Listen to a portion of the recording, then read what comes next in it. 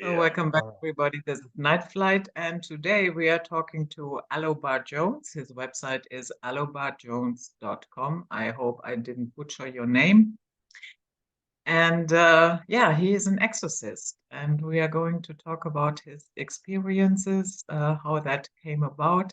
So, Alobar, welcome to Night Flight. Yeah, g'day everybody. Hello from Australia.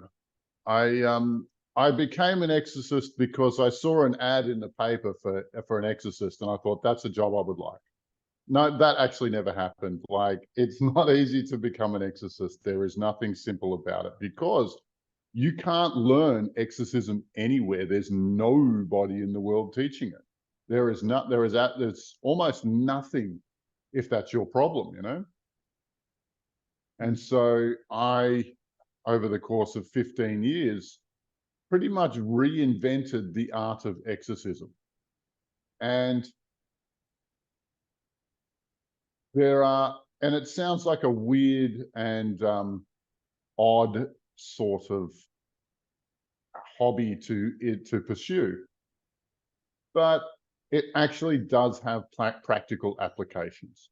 And for those people who are not happy with their mental health treatment, it is my theory that 100% of serious mental health issues are because of demonic interference. And I'll say that again, every single mental health issue is related to demonic interference. They're always there.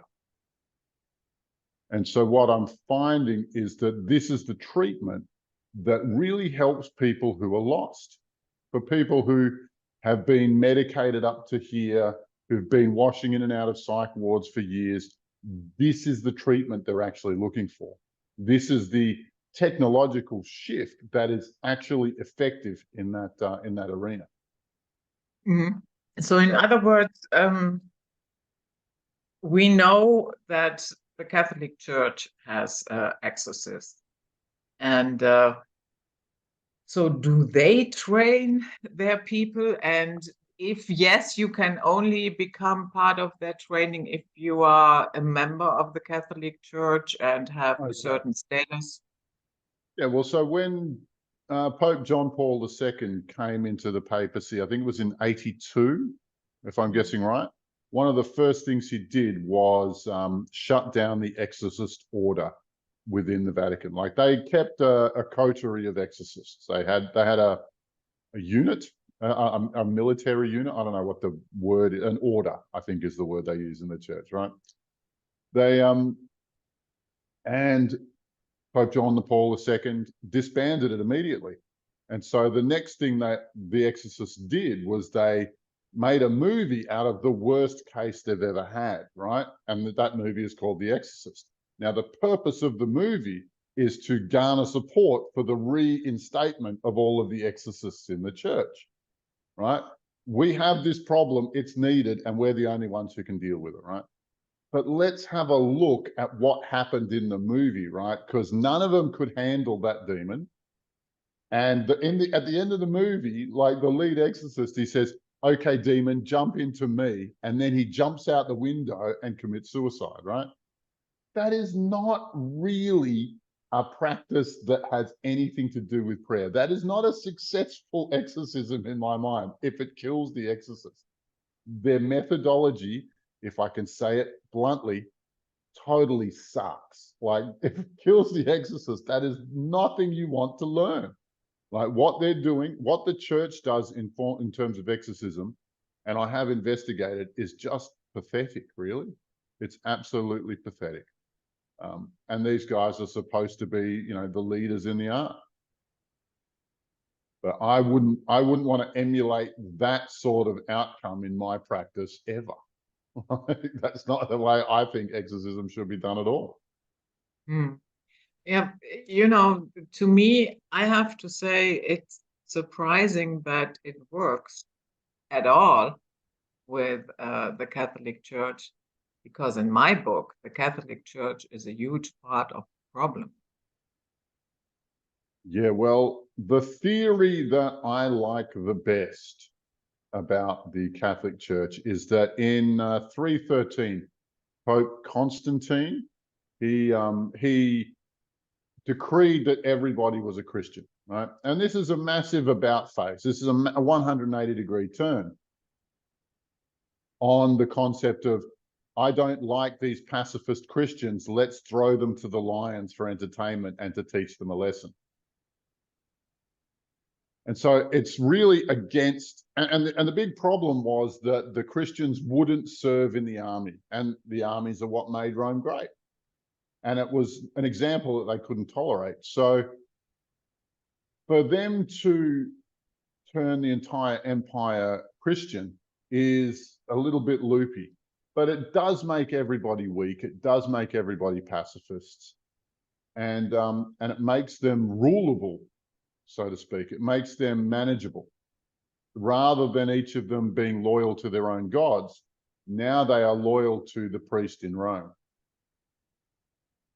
And I also don't think that the top hierarchy, the top echelon of Rome, ever stopped their Babylonian religion of human sacrifice. I don't think they ever stopped it. I think they just told everybody else to choose a weak religion, a religion that makes them weak. Yeah. So I heard you in another podcast. With Brandon Murphy, that was. And you talked about that every drug has a specific demon. So how did you find that out? Did they introduce themselves at one point, or how did that happen? Well, look, I used to be in Alcoholics Anonymous management. If you're outside of that firm, it's Alcoholics Anonymous management. If you're inside of the firm, I was a central service office secretary, which is like a pivotal role in that job, in that organization. And I knew that I did 500 AA meetings, right? Because I needed to. And I knew that the story was consistent, that everybody was facing the same problem. And it wasn't until, and I started looking at alternative therapies to resolve it.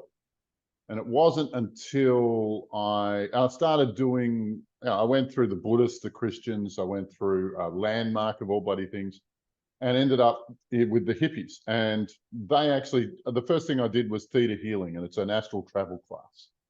And for those of you who don't know what astral travel is for, the first thing it is for is a parallel technology to psychology, and more effective, I would say.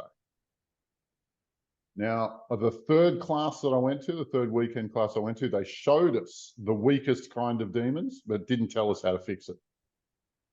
And so then I started going to anonymous meetings, so all the 12-step meetings that I could go to, all the, alcoholics, narcotics, sex and love, all of the gamblers anonymous, all of them.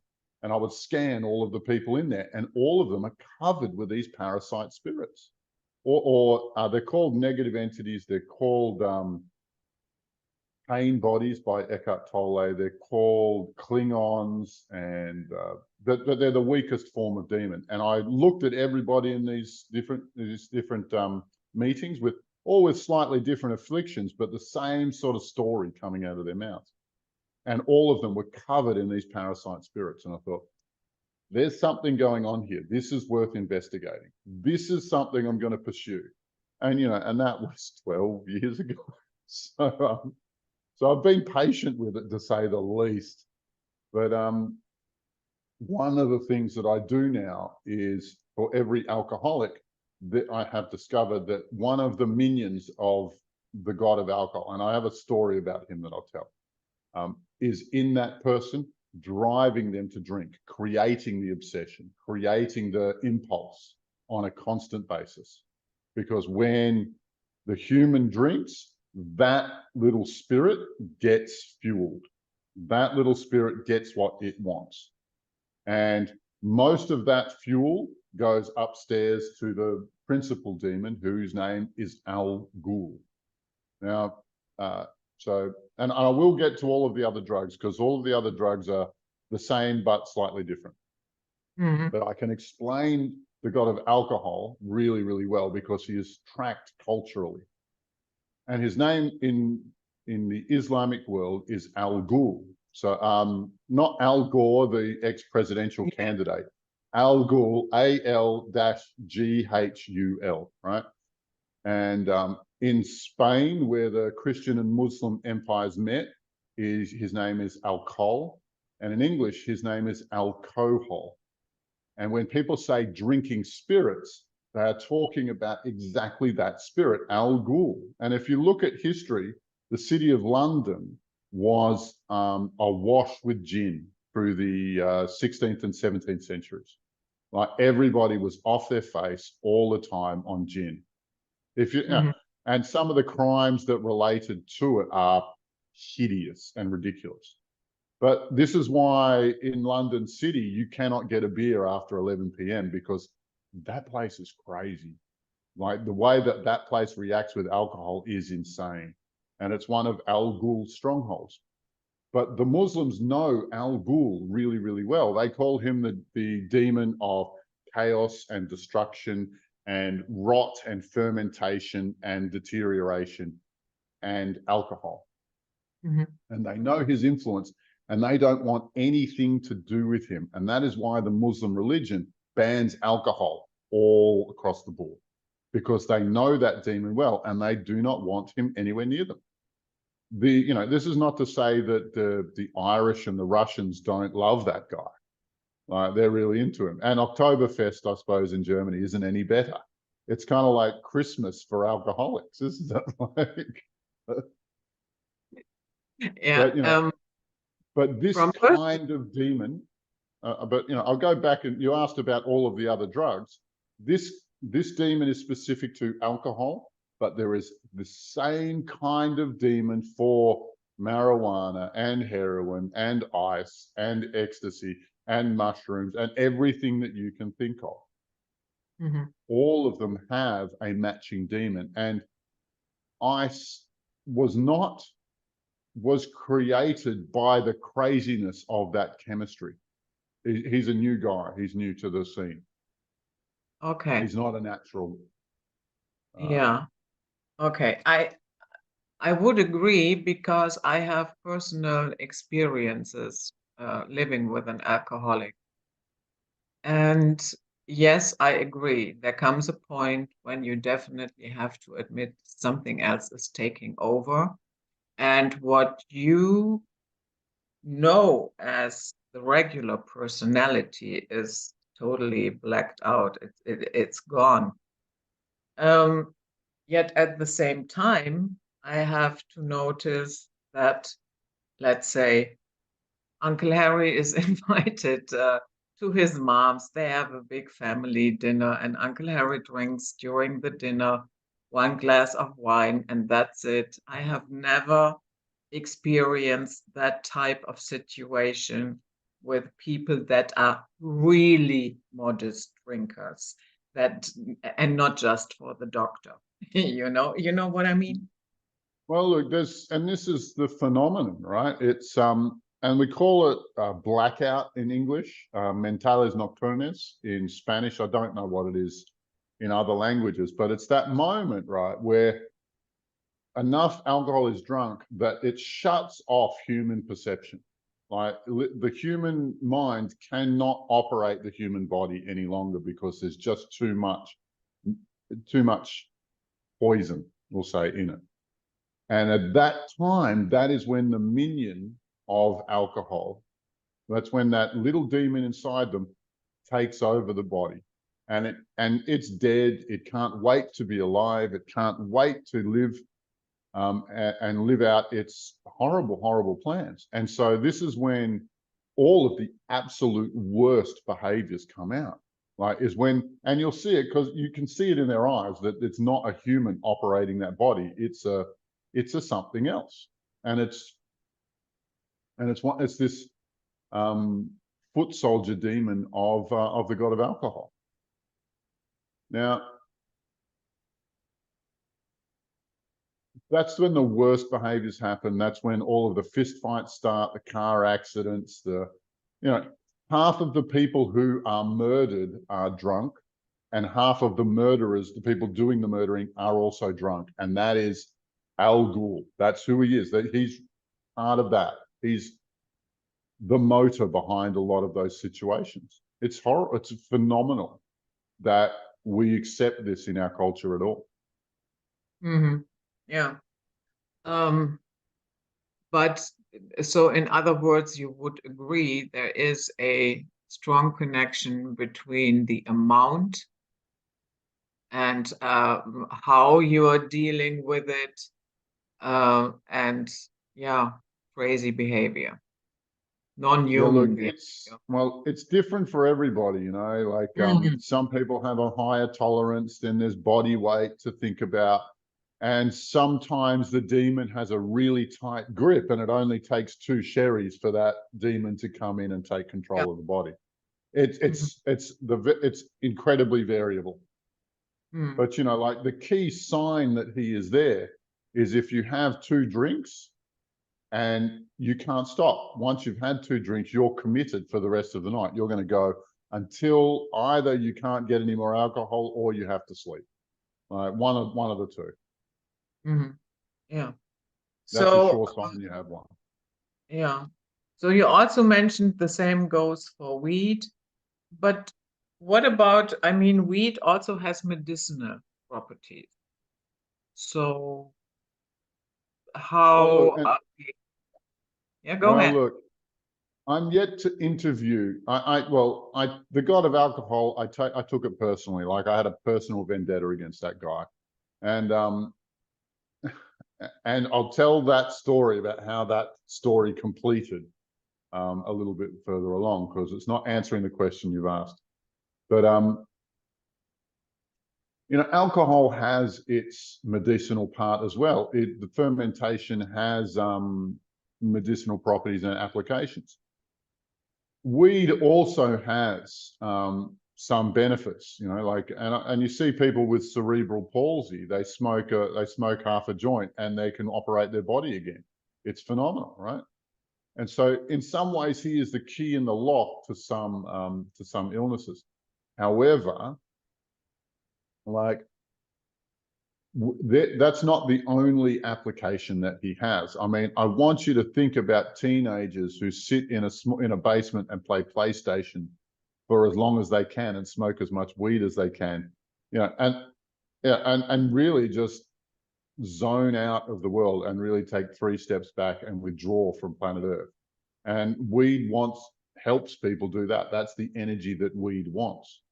That's what it wants humans to generate, is laziness and not disinterest or non-compliance, but non-investment in the world around them. They don't feel connected to the world around them because that's what weed makes them feel. And all of the energetic plugs or any connections that would be used there, instead of being fed back into the world, they go back up to the god of weed. So in other words, I mean, a lot of people feel uncomfortable in this construct right now, and especially the last 3 years were a pinnacle of that. Yeah. So it is understandable that people are looking for a wealth and somehow have the feeling I don't want to be that connected to this reality. It's Well, crazy out there. it's a demonic paradise. Hmm. Like if you look and if you think that our rulers, sorry, our betters, our chiefs Hmm. are liars, cheats, thieves, which is not to mention like the stuff around child abduction and Jeffrey Epstein and like there is like and I'm guessing that everything that is illegal is precisely the playbook of the very, very top elite. This is what they do all day is you can tick off the laws they're breaking every single day. Like that's how they operate, that's what they do. Because I would suggest to you that the top echelons of earth management are, you can't get into those jobs without being a Freemason, and you can't become a 33rd degree Freemason without selling your soul. And so my suggestion is that every single world leader is a slave of a demonic hierarchy. Mhm. And in some cases, our teams have flown over and checked. We've looked at this particular world leader and we've kicked out all of the major demons that we can find. We've dissolved the key covenants, the key agreements that they have. And then the next day, you'll hear them make an announcement that reverses the pandemic legal structure. And then one day later, they're reclaimed by the demonic hordes and they go back to the old policy. Mhm. Right? We've done So, this on a number of occasions. so in other words, when you kick them out, that does not last. They come back. Well, look, in those are key figures. Like those Mhm. decision makers, they cannot allow them to be released. They cannot allow them to be not controlled. Mhm. Let's But you know, say, like they sold their soul to get those big jobs. okay, so let's say, even if it is highly unlikely, let's say somebody has an epiphany and comprehends that that is part of the problem and that he would like to get rid of all the entities that are attached to them. And maybe they contact even somebody like you. Mm-hmm. And is that then, if it's from their own consciousness, their own accord, is that a game changer? Absolutely. Okay. Absolutely. Like, yeah, and I'm not talking in terms of world leaders here, but you know, my patients, my clients, like they take their life path takes a sharp turn once I clear everything out of them. Like Mhm. they are new people, you know, and you get my most common client is a parent who is at their wit's end with what to do with one of their children, who is just completely off the rails. Now they could be mentally ill, they could just love drugs all day. But what happens is once the demons are cleared out of them, you know, and a parent will know that the child that they grew up with and the monster they are as an adult are two completely different people. And once you clear out the monster, that child comes back again. That bright-eyed, bushy-tailed kid comes back. And I quote one of my clients who said, "I have to get to know my son again. He's a completely different person. I barely recognize him." You know, like because he is internally so different. Mm. It's a solution that we just haven't seen to that sort of problem. Mm. And would you say that one reason why rehab is failing a lot of people is because they do not take this element into consideration? Yep, no, there's nobody seems to take this element into consideration. The Mm. look, and through my work with Alcoholics Anonymous, I can tell you that all rehabs are about 5 or 10% effective. All right, 1 year after they exit rehab, 90 or 95% of them are back where they started a year ago. They're back using whatever their favorite thing is, telling all the lies, making all of the crazy lifestyle choices that they do. It's just a given. Mm-hmm. Yeah, that Yeah. is not It's very it. promising. No, the treatment is pathetic, and I've gone and I've gone and visited all of those facilities in my role just to see what everybody's doing. And most of the staff members are what's called weekend warriors who go out and take drugs on the weekend, you know, who go to dance parties and spend 48 hours awake. Like I don't know what they have to offer them. Like they can't tell them anything useful as far as I can tell. But but you know, they're the ones who work there. You know, they're just as likely to end up on the inside as an in as a patient as they are as staff. Like it's a ridiculous game, but you know, people will shell out any amount of money in that situation for their own kids because they just love them more than they know what to do with them. Hmm. Yeah. So how would you define a demon? How would I define demon? Good question. All right. It's actually far more simple than you'd guess.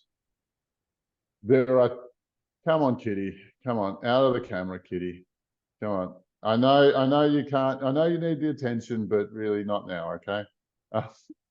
So Yeah, but yeah. the thing is, if I push her away, she will go after a few minutes.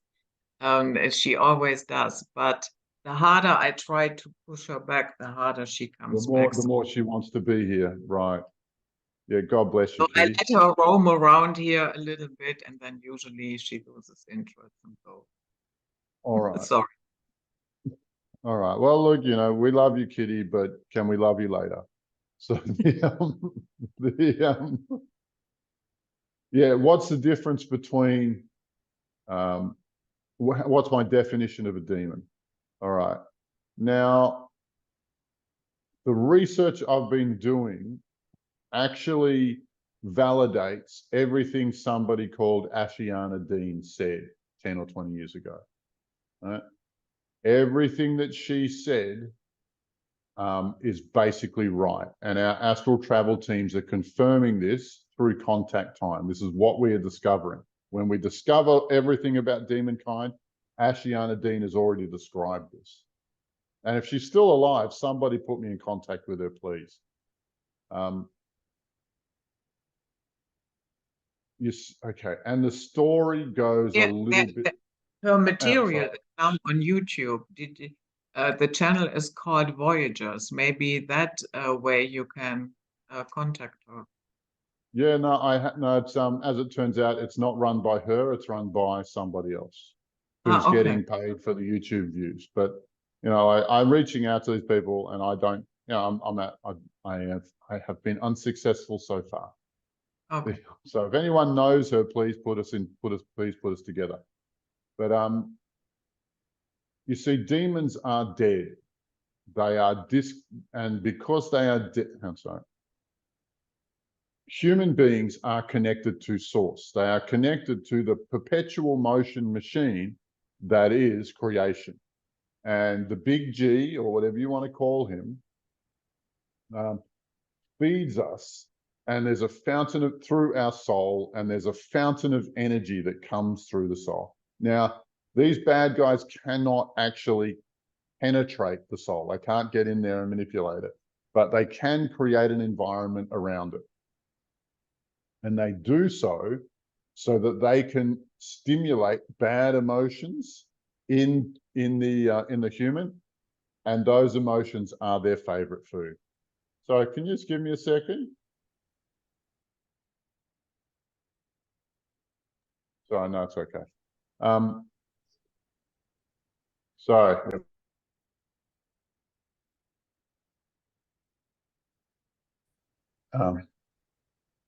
God bless the editors for that one. So the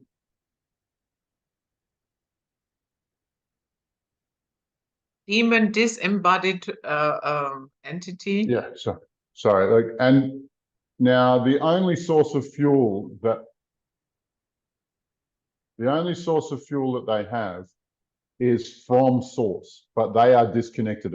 They cannot get to the fuel directly. They have to parasite off of something that is A, spiritually underdeveloped, and B, connected to source. And planet Earth and humanity fits that description. We never understood what they were, and we were never able to push them away. So they've penetrated very, very deeply into individual humans and human culture at large. Now, how do I define a demon? It's a parasite spirit. If it was isolated and left on its own, it is fundamentally entropic, and it would wind down and die and dissipate into dust. It needs, in our case, humanity or another species of soul-connected beings to parasite from. And they will die. And like all parasites, when you disconnect the parasite from the host, the parasite dies and the host thrives. And that is the situation that humanity has with demonkind.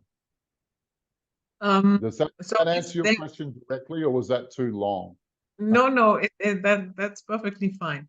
So is there a limited amount of demons, or are there popping up new ones all the time? Well, actually, they have factories that there are a few ways that they are manufactured. And I say manufactured because in a lot of cases, they are built specifically to go and connect to people. Some people, they feed on human emotion, but some people know how to create them and know how to create connections for their masters in order to appease them and to feed them and to pay them for the spells that they for their requests. But places with lots of abject misery, like prisons and refugee camps and places like that, all of the misery is collected, and then there are facilities specific to coalescing that misery and turning it into a spirit. And from when it becomes a spirit, it's very easy to jump on one of the miserable people in those facilities. Also, some of the more serious demons are able to duplicate themselves under very, very specific circumstances, but you have to be open to them and you have to be creating the same emotion.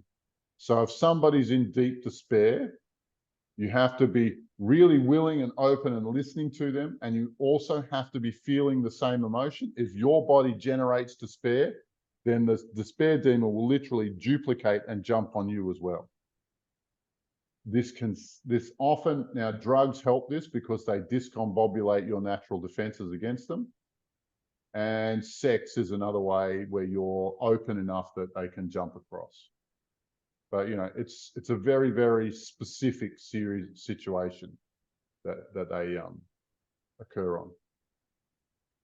Okay, so in other words, they are still being produced.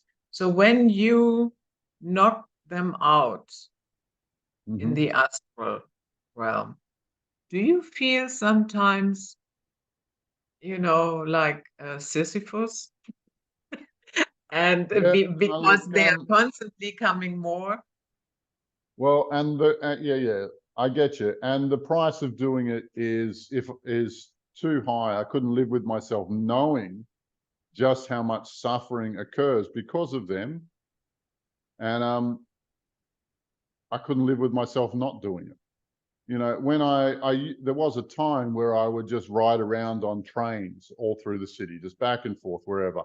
And people would get on, and I'd just pick the one with the most demons and clear them all off that person. And then I'd pick the next one and clear them all off that person. And then when I was happy with that, I'd go to the next carriage and start again.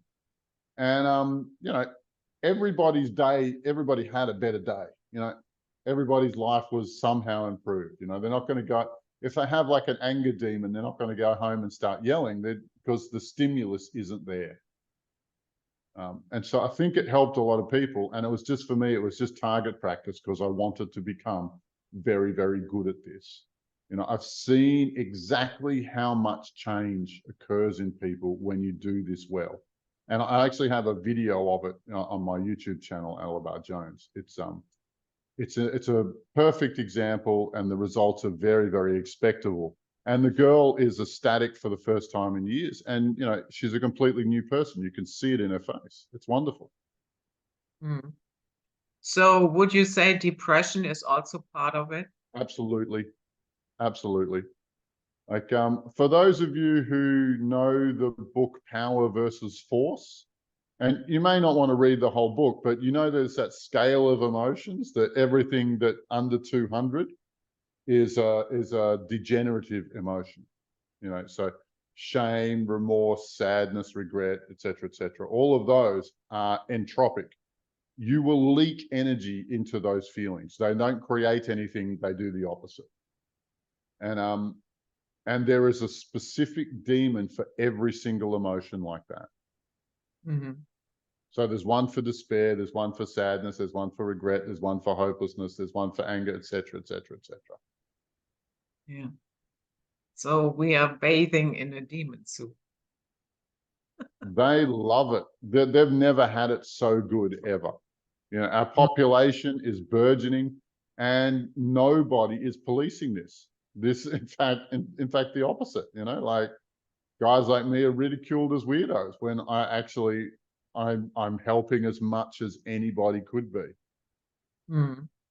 You talked about knocking out demons on the train.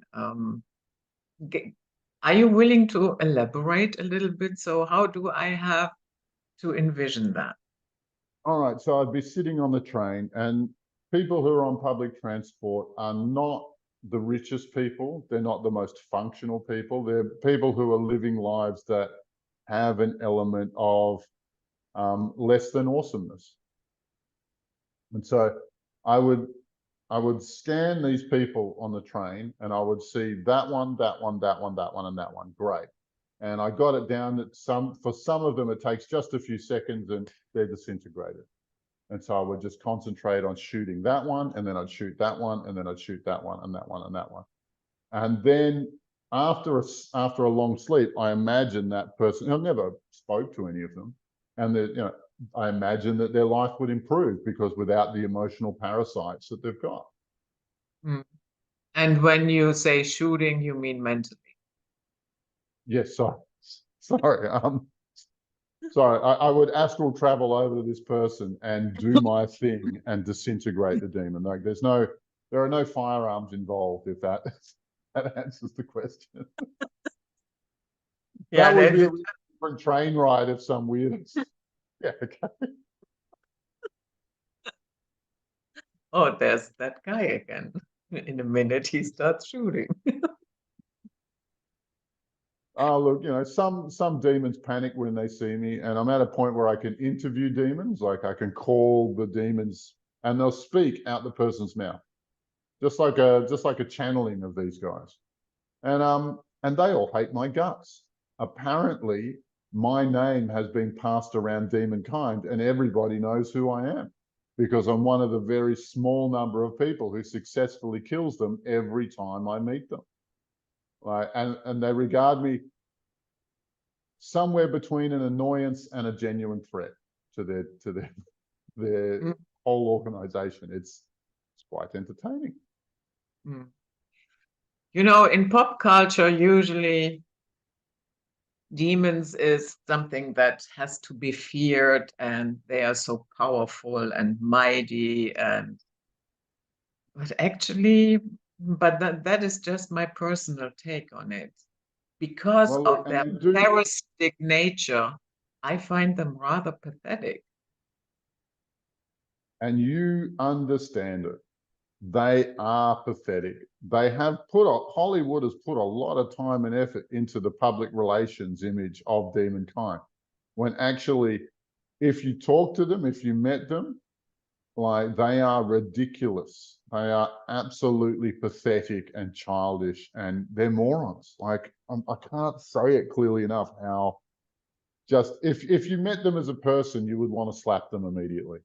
Like Mm. wake up to yourself. Like it would be but instead, like a lot of them, and remember that the demons that inhabit most people are slaves themselves. Like there's no love, there's no kindness in their society. And when I talk to them, I'm one of the few people who actually speaks to them on the same level. All of their society is either the intimidator or the intimidated. That's the only two positions that their society allows for. Do what I tell you or I'll eat you. That's it. That's basically all of their interactions. So when I speak to them on an even keel and with a little bit of respect, they're really, really quite open to talking to me. And they tell me things that they can't tell their bosses or their peers. Mm. Interestingly, a lot of them want to be euthanized. And I say it this way, imagine depression, right? You have depression. Now, a depression demon these are simple and weak constructs, and they are only capable of feeling one single emotion, and that is depression, that is sadness, that is regret, whatever it might be, right? And imagine if you had no choice but to feel that all the time for all of existence, for eternity. You only could feel regret or sadness of some kind. Imagine that. Most of these guys want to be put out of their own misery. They just don't know how. And the other great myth about these spirits is that they can be converted and they can be brought back to the light. And that is fundamentally not true. I have gone through countless experiments trying to convert them, and their anatomy does not allow for it. As a construct, they collapse on themselves. Like these guys, I don't know how to describe it. Like in contact with love or just something as simple as goodness and kindness, they find those emotions caustic and they start to disintegrate in contact with them. You can't convert them into that when they start to disintegrate. It just doesn't work.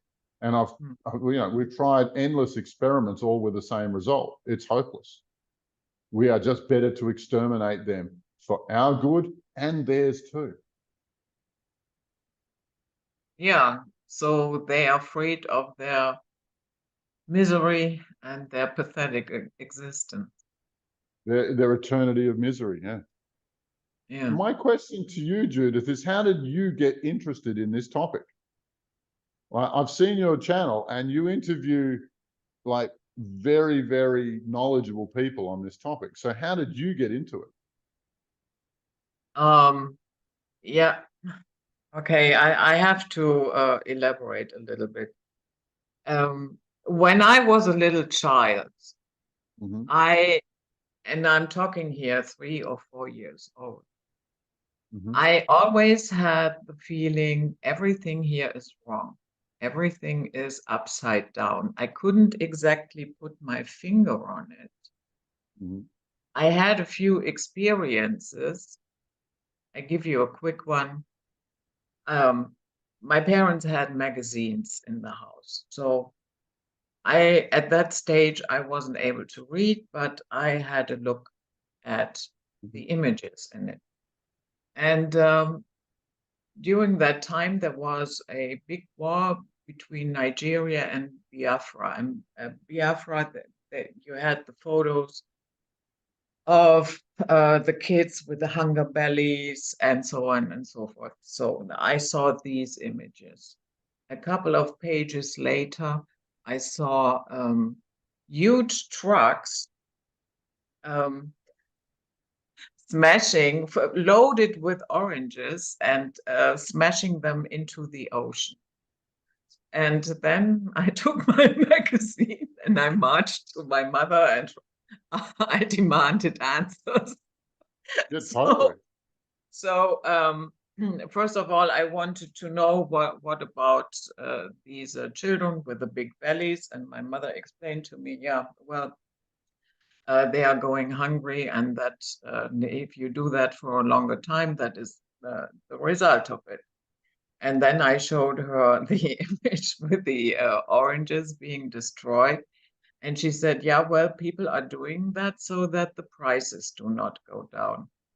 And I didn't say anything. I closed the magazine, turned around, and at that very moment, I knew that the grown-ups have no idea either what is going on here. They just pretend.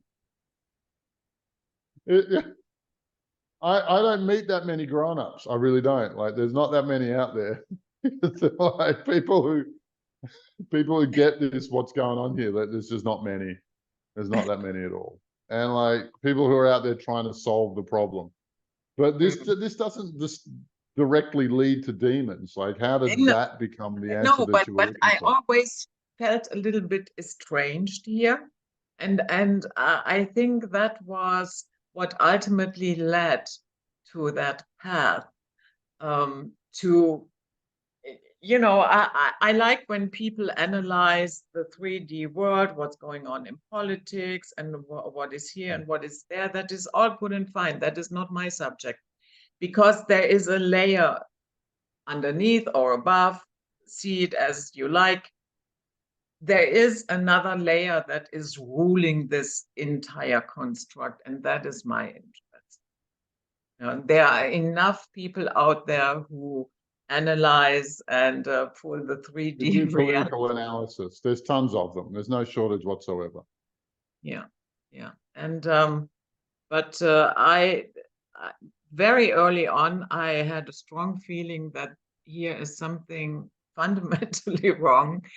And of course, yeah, okay, I got conditioned as well. And then I had my job and Well, congratulations to you, because you got the answer right.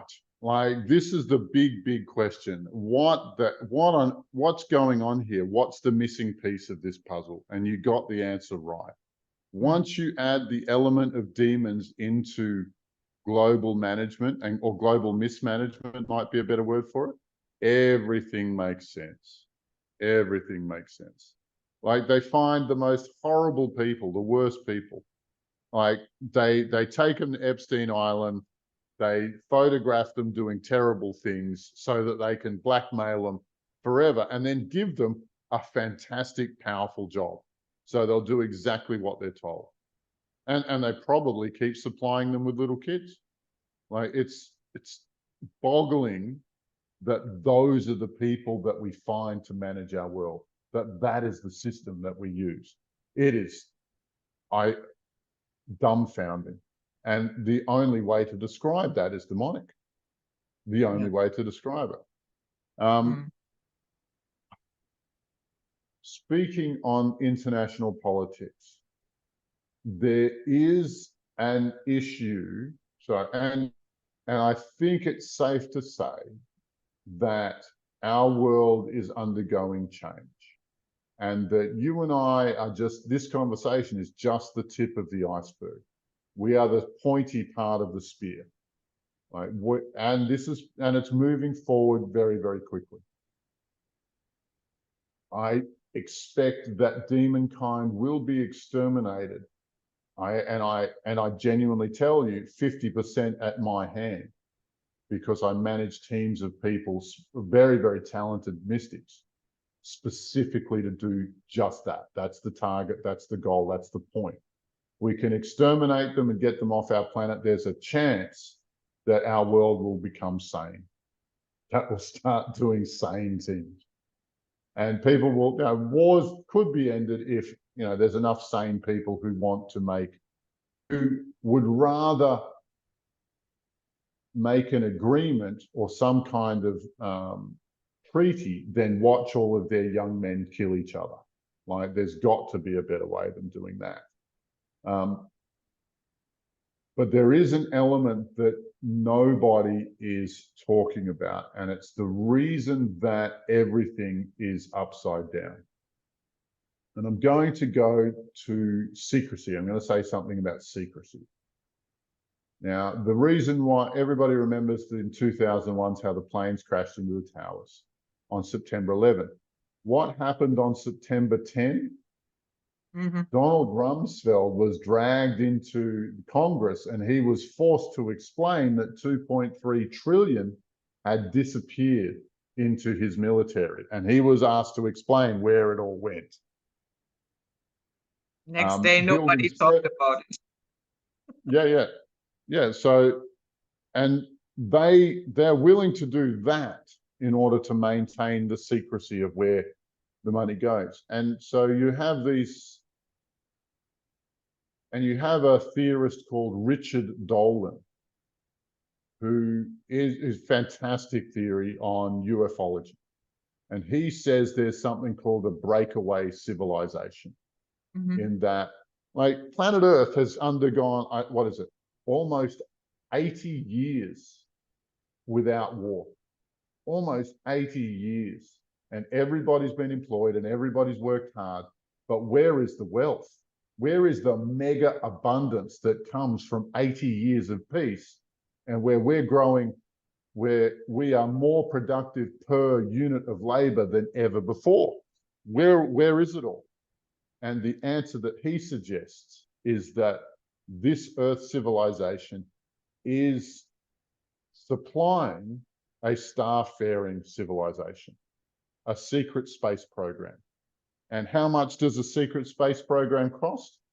Well, 2.3 trillion 2001 dollars would be a good answer. That's probably that's enough. That could pay for it. That could actually pay for it. And there is one element here in that story that horrifies me, and there doesn't seem to be an end game for that. And it is the reptilians. Mm-hmm. Mm-hmm. The reptilians have an underground city. And they created, as deities and spirits are creatable, they created a lot of spirits to manage the loosh from the kids that disappear every year. And I spoke to one of these loosh management minor demon lords, and he said that all of the kids are disappearing underground to a reptilian colony that he said was 1 million people strong, 1 million reptilians strong, and that there are several million kids fed through their pipelines downstairs to that underground civilization every year. They are also a parasitic species. They need to bully somebody or something. And humanity is really susceptible to that. Now, there's two parts to this. One is that humanity's rulership is made of 13 families, and those 13 families are hybrids, if not fully reptilians, and they hide their identity using the technologies that they have, both spiritual organic and mechanical electronic. Mm-hmm. Yeah. Okay. Yeah, I'm not surprised. Yeah. However, like, I foresee a time where humanity defeats the rulership caste of Earth, and they are pushed, and these guys are dragged out into the street and hung. That we have max executions. That the guillotine comes back. I foresee all of that in the next few years. Okay. But yeah, you could, let's say when you have the story of the Antichrist, yeah, then if that would come to fruition, then the guillotines would be for us. Yeah, look, I want you to look up something called The Line in Lion or lion? LINE, The Line. It's a prison facility that they're building in Saudi Arabia, designed to hold 500 million human beings. It's several hundred kilometers long. And you know, we've heard Agenda 21 and Agenda 2021 and Agenda 2030, where they want to maintain the human population at about 500 million. And there is something under construction in Saudi Arabia called The Line that is designed to do specifically that, where they can lock us all in jail and give us crickets to eat. And then other species can roam the planet at will. Mm-hmm. So that's the plan. That's the plan. That's the plan. However, let's get this straight. I work with several dozen other very high-end mystics. Like, I'm so impressed. They're all so competent. They're all so powerful. And we gang together and we fly around and we shut down nefarious plans. the which direction do I want to take this in? The timeline where humanity is enslaved is no longer feasible. Okay. There is no possibility that mankind is enslaved. There is no future. I mean, even the looking glass technologies all agree with that. All of the mechanical crystal balls that they use all agree with this. There's no future where the bad guys win. And our teams have done a lot to make sure that they don't. But that Now, doesn't mean we can kick back and relax, grab the popcorn and watch the show. no. Just because our enemy's in trouble doesn't mean we should stop advancing. Absolutely, we should continue to advance. Like after this interview, I think there's 8 or 10 of us who are ganging up to go after BlackRock, Vanguard, State Street, and see what we can do there, because that is one of the last control apparatuses that they still own. And if we take the demonic elements out of it, I wonder what will happen. It will be weaker no matter which way we look at it, if it doesn't collapse altogether. Yeah, that would be lovely. Oh, look, so I wish you all the best. Oh, look, you know, yeah. We've won the war. We've won the war, but there is one last battle that I don't know if humanity will succeed in. And it looks a little bit like this. Once humanity gets rid of the ruling caste on Earth, we will stop feeding children to that underground city of reptilians. Naturally, they will be upset. Quite understandably, they will be upset. And and we have been sending kids down there to appease them so that they don't come up here and start causing trouble. And I imagine quite clearly that as soon as they do reach the surface, that the fighting will start immediately. I think everybody who knows what a reptilian is and owns a gun will try and use it. I think it will just happen immediately. But humanity does not have the technology to defeat them. Humanity will be destroyed in that fight unless we pull a rabbit out of the hat, and very soon. We have, I think it's 2 years to find a solution to that problem. And yeah, that would correspond. That would correspond to what Damien Dumas said at 2025, the reptilian harvest. Yeah, look, it's a very serious problem, you know, and I'm sure we'll come up with a solution. You know, if we're lucky, then the Pleiadians or the Arcturians or perhaps even the Syrians will provide us with some weapons to fight this battle. The likelihood that they fight on our behalf is very small. I don't see any of them ever putting any of their people at risk for humanity, for the Earthlings. No, of course not. I think they're quite happy to tell us that there are brothers and sisters from the stars, but help us? No, I don't think so. Like genuine, actual help, I'm just not seeing it. You know, people tell me that I don't even see Arcturians, Pleiadians as a positive force anyway. To me, you know, there are a lot of channelers out there, and they are all holding Pleiadians in high regard, and they are doing and informing humanity and blah, blah, blah, blah.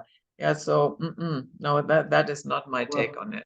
Well, look, you know, if somebody was to tell me that the Pleiadians are our allies, I would ask them to prove it.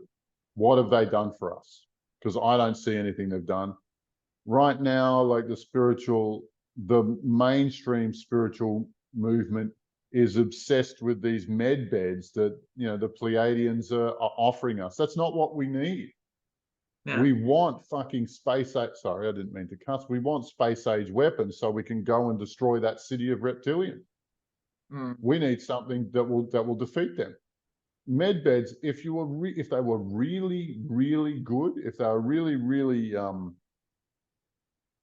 genuinely, what's the word I'm looking for, altruistic, then the plans on how to build them would be open source. Everybody could download them and build them in their shed if they've got the know-how to do it. But they're not doing that. They're dangling them like a carrot in front of a donkey and just getting us to keep stepping forward. I will even tell a story. I had one of the secret space programs, they wanted to recruit me. Of course they did. They wanted me to go to and I entertained it because like maybe there's something interesting there. The base that I was supposed to work on, right? It was a joint Earthling, Pleiadian and Arcturian base, right? The original treaty was for a 3-species base.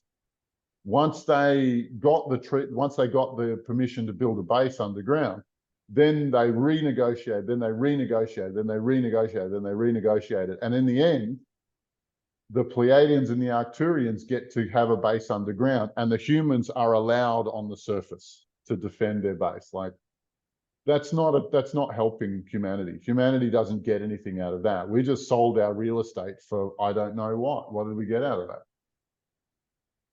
Like this. So now I have to bring this in. How do you see angels? What people usually understand as angels? Have you ever encountered some? And what is your experience? Okay, so I've got one overarching story to tell in which I talk about Metatron, and Metatron is the Lord of angels and demons. Archangel Michael and Satan and Lucifer both answer to him. And I'm going to put this in context of a city.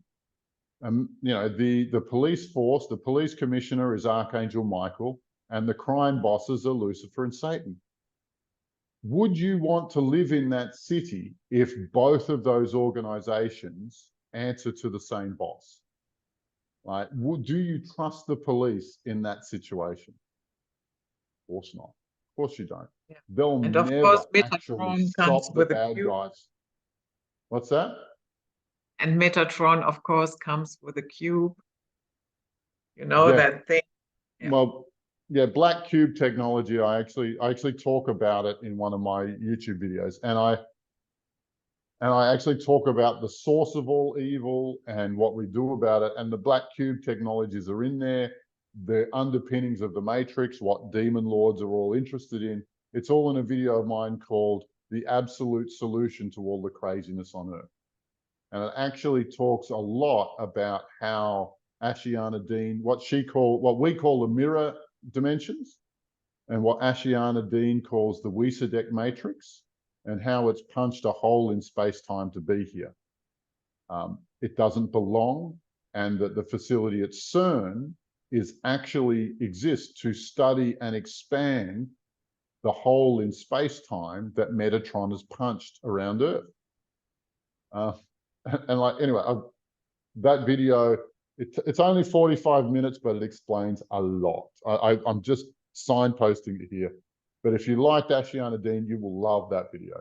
It's her whole theory re-explained without big fancy words like Wiesadek matrix. The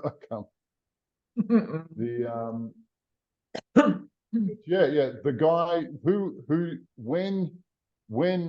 when evil, which is a foreign thing to our galaxy, punches through here, what is the thing that penetrates through? It is Metatron's cube. And it projects everything out of Metatron's cube. Metatron's cube is also a conduit for all of the loosh that's collected from Earth to go through here, and all of the manipulation that comes out of it. So it's the key artery that connects us to evil. And that's what Metatron's cube is. Why humanity believes that any religion will profit from connecting to Metatron absolutely baffles me. He is the arch nemesis, and he is invading hundreds of worlds in our galaxy and across many others. He is the monster that wants to eat existence. I think there's even a legend of Tiamat where he's a many-headed dragon who wants to eat reality. Yeah. Yeah, I have never seen him as a positive force. It really No. puzzled me when a lot of people, Metatron. Yeah, okay. I had an interview with Anna Reithort, and in that interview, she said that a lot of people out there in the galaxy are watching what is happening here on Earth precisely because they are convinced if we can free ourselves, they can do it as well. Would you agree with that? I would go a step further. All right. Okay. Human beings the human body has been manipulated by 50 different species, I'll suggest, right? And what did they do? They made this earthling's body into a hot rod. So look, they got the engine block from the Pleiadians, the brain from the Arcturians, the exhaust system and the fuel injection from the Syrians, and this from these guys, and bits and pieces from everywhere. All of the highest grade genetics that are available have all been put into this body, and it works. It's all of our systems integrate, and we can breed with each other and continue that exchange. And why did they do that? Because it's my theory that humanity is the weapon, that we are biological and organic. Everything artificial and electronic is the work of evil, is the work, AI is the Metatron's cube again, is just an extension of Metatron, is another way to put it. And Metatron is all head and no heart. Right? That is a key part of being evil. Now, there are 3 CPUs in the human body.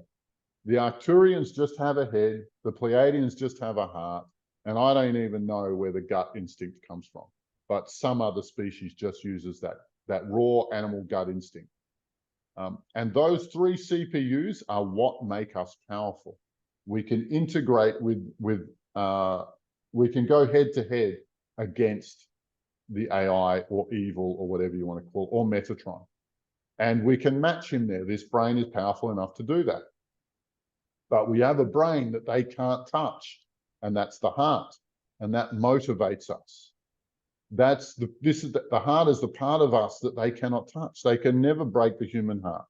That's why all of the mystics are saying, be in your heart, be in your heart, be in your heart, because you cannot be defeated there.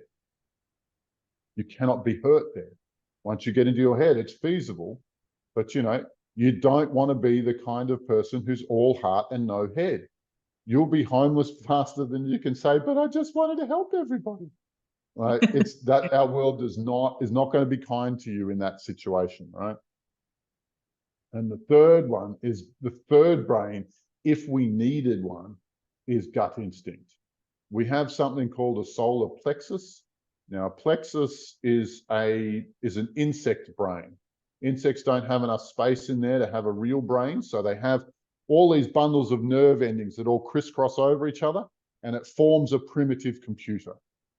And so that's why the gut instinct doesn't have elaborate stories. It just says, do it or don't do it. Yes, no. Get involved, don't get involved. Just very simple black and white binary answers. That's all that computer has to offer. So if the complexity of these 2 is too much, we just refer to that one and it tells us a very, very straight, simple answer. These 3 brains make us a weapon. We have the head to beat them face to face. We have the heart, which will never be defeated, the part of them that can never be, part of us that can never be destroyed, and the gut as a fail-safe. Yeah. Yeah, what else? Like, this is the plot of Isaac Asimov's novel, what's it called? I, Robot. In iRobot, like the AI was trying to take over the world. So somebody who saw it coming, that he built a robot with a head brain, like all the other robots, and a heart brain, which none of them had. And the heart brain made it more powerful than all the other robots, and it stopped the catastrophe. And that is exactly what the human body is designed to do. And who's the lady who does the Camelot, Project Camelot? Carrie What's her name again? Cassidy. Carrie Kerry Cassidy. Cassidy. Kerry Cassidy said it quite subtly. She says she thinks that the Pleiadians want us to win so that we can help them with a war. And that is exactly true. That is precisely true. And I dare you to find someone who's better researched than that lady. Like what she doesn't know isn't worth knowing. Yeah, I see her very critical, I have to say. I stopped following her years and years ago. And when she went full on the QAnon wagon, that was chapter Yeah. closed. I'm no longer Look, listening. Enough of that well, look, nonsense. you know, well, look, and The the moment latest you stuff come of for her the from, savior program to me, you are done. yeah. Well, look, and well, her latest, latest way she's relating to them is going, so if you're going to do something, what are you waiting for? You know, you've dragged your feet, you've talked the talk, now walk your walk. Hmm. And now she's been critical of that group, you know, and I understand why she got caught up in the hope that they offer, but obviously, you know, obviously it was a hoax, a lot like Yeah, Kim but Gogan with her actually. experience and all the interviews that she did, sorry, I expected more.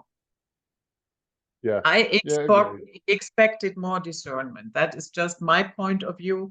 I know many, many people love her, and that is their business. I'm not one of Yeah.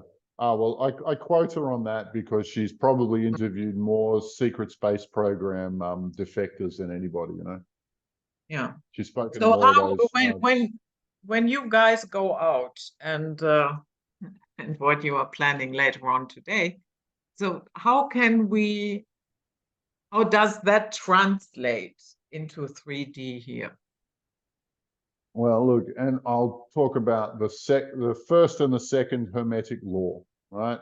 Mhm. Everything is mental, so everything's an idea before Yeah. it can then.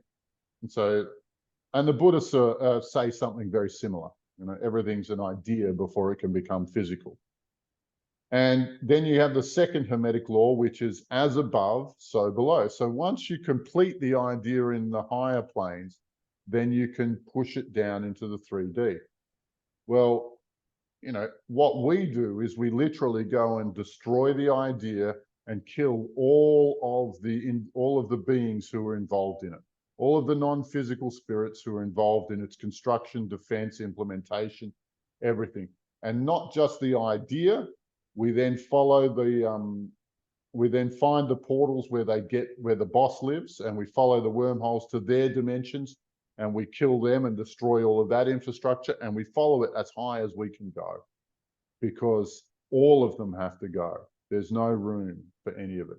If any of these major demon lords have a program to limit or to hurt earthlings, then we regard it as our job to go and punch their heads in without being funny about it. You know, like it's our job to destroy them. That's what these groups are formed for, and the basis that we operate on. That's what we do. Mm-hmm.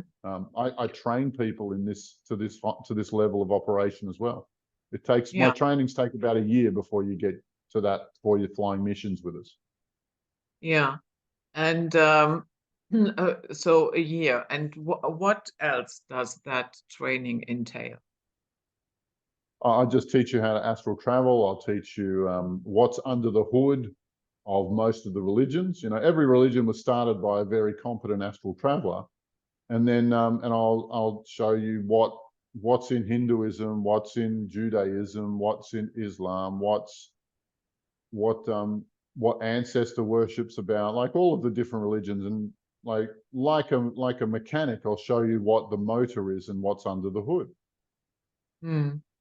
Yeah. So where does this one lead? And then I'll show you all of the things that everybody talks about, like past life regression and soul work and dimensional structure and architecture, along with what deities of different places, introducing you to different species, demon crushing, I have a list on my website because it's more than I can explain. And medical intuition's part of it as well. I can't even remember all of the things I teach because I've got at least 52 52 classes that I teach. Okay, so what about soul contracts? Do they exist? Is it useful to, yeah. Okay. So souls are dopey people.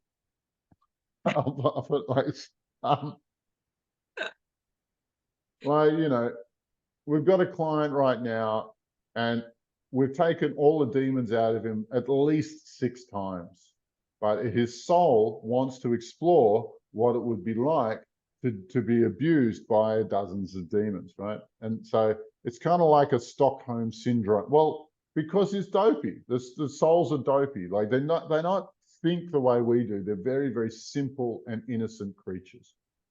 And so, some of the questions they ask, and when I say questions, I mean like missions or investigations or experiments that they want to do with the human body are just stupid. Like one I was treating one girl, and she said, like, my boyfriend and I, it's a torturous relationship, and neither of us want to be in it, but we just keep coming back together, and I don't get it. And we spoke to her soul, and her soul said, I want to know if love is possible when one lover actually owns, is it like one lover is the property of the other. And a 6-year-old kid can go, that wouldn't work. But this soul had repeated this experiment. This is the 11th life where they're trying to do it. And I said, is it getting closer or further away from success? And the soul sort of laughed and goes, yeah, it's never going to work. It's even harder than when we started. And like, we're channeling this soul, and we're going, what's wrong with you? Like, do you realize how much torture you're creating? So, some of our conversations with souls are really ungrounded people. They're really follow a really, I'd say, I can't use the word dopey, but dreamy curiosity. Mm-hmm. And so, sometimes you can bring them around to see something, to see the world your way. Sometimes you can't. And those contracts, all contracts are null and void. Contract is not required in a godly world. Like, everybody lives up to their word, and everybody continues for as long as it's still useful, profitable, helpful to one or both parties. Like, when people say, I'll be with you forever, they actually mean it. They don't need a contract to pull them back into alignment, because these good souls, when they commit, they really do commit. Mm-hmm. And the thing about a contract is you never ever exit a demonic contract. There's no way out of them. Like, one party will never be satisfied. They will keep asking you to perform for them forever. Mm-hmm. Unless the demon is destroyed. Yeah, that helps. Yeah, that helps a lot. I would assume at that moment the contract is null and void. Yeah. So, okay, to wrap this up, can you say a few words? I saw the video on your channel about the Saturn Moon matrix. Say that again. The Saturn Moon matrix. Can you say a few words about that? Oh, right. Yeah, no, we took down the Saturn Moon matrix. So Saturn, or from which we get the word Saturday, which is the holy day of a lot of things. Now, Saturn is the planet that holds the provinces of law, finances, and authority. Right. Mm-hmm. Saturn is a critical energy for rulership of this planet. Like, they need to bring Saturn energy here all the time. Now, they've mixed it with lunar energy, which is which is a little bit like victim energy. And so they've created this authority from Saturn and the weak and abused feminine soft side, which is supposed to be imposed on all of us. And they've linked all of that up with black cube technology and forced the ruler and ruled philosophies to Earth, to this non-equality, to where we have to listen to the blue buds or accept the judgments of our betters. And that's fundamental to what they're doing. And so our team, once we got a lead on this and became aware of it, we launched a campaign. And I think we got it in 2 or 3 missions. We dismantled this, and it was very well established and very strong. And so we went and we destroyed the black cube bases on the moon and in Saturn, and their connections to Earth and the core of Gaia. So we went ham on it because it's the Saturn moon matrix holds ruler and ruled. And now that Saturn moon matrix is gone, people are free to realize and resettle that opinion and that sort of entire philosophy. The work that our teams have been doing, I do recommend that you check out my channel, Alobar Jones. It's the name at the bottom of my picture here. And it will be in the description box, the link. Yeah, that we can do that too. Yeah, but it's like the work that we've been doing over the last few years is all cataloged there, and it's fascinating and interesting, and it explains what's going on behind the scenes for the liberation of Earth. Also, if you've watched this video all the way to the end, then I like to believe I've said some interesting things. If you have been doing this sort of work, if you are an astral traveler yourself, we would like to recruit you. If you would like to lift your sword for humanity, then please get in touch with me and you can join our gangs, and we'll go out and we'll kick some ass for Earth and the Earthlings. That's what we do. So, we're always recruiting. We do expect that you've done 10,000 hours of meditation at least. There's no room for passengers on these rides. Everybody's got to look after themselves, and everybody's got to be competent in dealing with these global and interplanetary issues. That being said, I've been learning from our peers who have incredible techniques and knowledge that we share openly and freely in this forum. And I'm learning so much from them, as well as the discoveries we are making in contact time with the infrastructure around our planet and within our planet. It's and we call ourselves the Jedi Council, because what we expect is once our ruling caste is swept away, somebody is going to have to look after Earth's energetic field, and we think we're the most competent group on Earth to do so. And so we will, once they're gone, we will be claiming the title Jedi Council, and we will be managing Earth's energetic fields. Because if we don't do it, some other bunch of galactic punks, be they reptilian or otherwise, are going to show up and do it for us. And we are not love and light. If we want to claim our planet back, then we will reclaim this territory in the only way territories are claimed, through military force. There are many, many beings who really do want a spiritual fist to face. And we're the ones who deliver that on a regular basis. Our teams fly at the moment at least 6 missions a week. So we would love to have you on board. And we have our European teams, our Australian teams, and our American teams are always recruiting, and we will find and there's most likely a time slot that will work for you. Mhm. Yeah. So And if you've is there enjoyed what something has, like an age limit, or no, no, no, or is there something where you say it makes no sense to train that person? no, no, no, no. If you can do it, then you're welcome to do it. If you can hold your own on the astral planes, then you're very, very welcome to fly with us. Our latest recruit is 64 years old, and she thinks the whole thing is a hoot. She laughs all the way through, because with a gang like us, everything is very, very simple and straightforward. Like there's so much power in us, it's ridiculous. And I say that us human beings are a weapon because we are actually using ourselves as weapons, and the results are fantastic.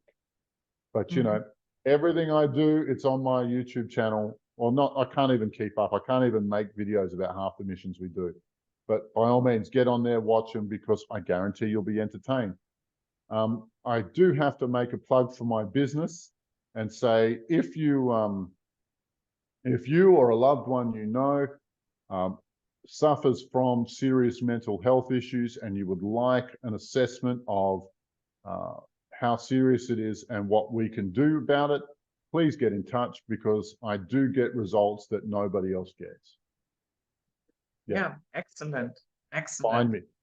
Yeah. Yeah, and that is also in line with what Jerry Muzinski said about mental health. Oh, you should probably put us together. He sounds like a very entertaining fellow.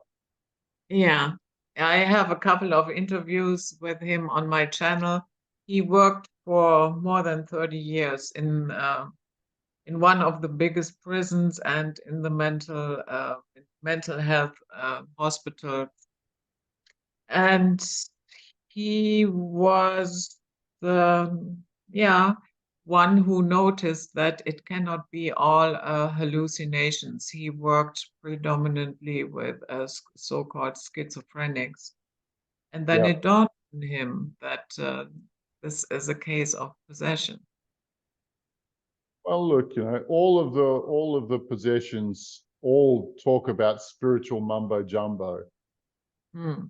And and I dare anyone to find a better candidate for the multiple personalities than demons. Like, if you stop and think about it for 15 seconds, where do the multiple personalities come from? Demons actually fit that description. Demons are actually quite feasible in that scenario. And I can tell you from my experience, it's exactly what's going on. Yeah. But, you know, we're a minority now, and our time will come, you know. Okay. This will become the world's knowledge on how to deal with mental health. Yeah. Anyway. Can't hardly wait. So I thank you so much for your time, and doing this interview was very, very interesting. And we have to talk again. I do hope so. Yeah. Actually, I'm putting together a mini series or a set of podcasts on interviewing demon lords. And so when that time comes, when I come to getting close to releasing that, I'd love to come on your show again and tell everybody about it. Okay. Okay. Yeah, we will do that. You have my email address, and Absolutely. you can Yeah, contact. wonderful. So that was it, guys. Night Flight for today with the wonderful Alobar Jones. And if you're And may the interested, force be with you all. not May the 3rd, not May the 5th, May the 4th. May the fourth be with you all. Okay, see you all All right. next time. Stay See you safe and later. sound out there. Bye. Bye bye.